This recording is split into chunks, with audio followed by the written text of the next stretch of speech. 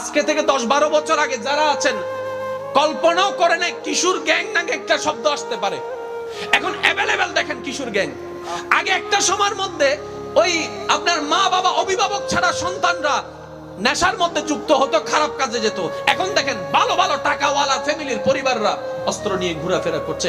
কিসের অভাব, কোন জায়গায় প্রবলেম? সুশীল সমাজের কাছে আমার একটা জিনিস জানতে চাই, কোন জায়গায় প্রবলেমটা হচ্ছে? এইভাবে যদি দেশ চলতে থাকে আগামী 10 বছর পরে আপনার দেশ দেশে থাকবে কিন্তু অবস্থা ঠিক থাকবে না, আইন থাকবে আইনের অবস্থা থাকবে না। কারণ মানুষের ভয় যখন একবার ভেঙে যাবে, লজ্জা যখন ভেঙে যাবে, তখন সে যা মন চায় তা করবে, কাউকে বার্তা দিবে না। একটা সময় মানুষ অপরাধ করত গোপনে, এখন আমার যুবক ভাইরা সাক্ষী আছে, মানুষ অপরাধ করে ফেসবুকে লাইভে এসে। তার মানে ভয়, জোরে বলেন না ভয়। কেন? আছে তো মামা, আছে তো চাচা, আছে তো কাকা, ধরলে কি হয়েছে, আমাকে তো সুরানে বলা অনেকগুলা, জোরে বলেন না অমুক ভাই আছে না নাই, যার কারণে ভয়টা চলে যাচ্ছে।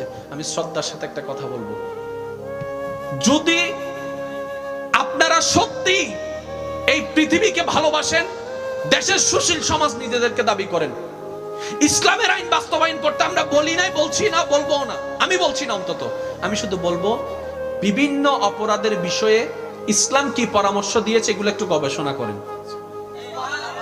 বিভিন্ন অপরাধের বিষয়ে ইসলাম কি সাজেশন দিয়েছে একটু গবেষণা করে দেখেন। ওই গবেষণাকে সামনে রেখে নিজের বিবেককে খাটান। যদি আপনার বিবেক বলে এই সমস্ত নিয়ম কানুন দিয়ে 3টা মাস আপনি দেশ চালায় দেখেন, দেখবেন অপরাধ হার দিন দিন কমে যাবে, কমে যাবে, কমে যাবে। এখন আপনারা বাস্তবায়ন করেন নাই, কিন্তু আমরা বলছি এটা কমে যাবে, কারণ এই মানুষকে যিনি বানিয়েছেন সেই রবের বিধানের নামেই হচ্ছে ইসলাম। এখন আমরা যদি বলি ইসলামটাকে মানেন, আপনারা বলবেন যে হিন্দুরটা মানলে কি হবে, বৌদ্ধটা মানলে কি হবে। আমি বললাম যে আপনারা আমাদেরটা মাইনেন না, আপনারা সব ধর্মের কে সামনে রাখেন, সব ধর্মের পরামর্শ সামনে রাখেন, তারপর একটা আইন বানান, দেখবেন দর্শন কমে যাবে, মারামারি, জোরে বলেন না।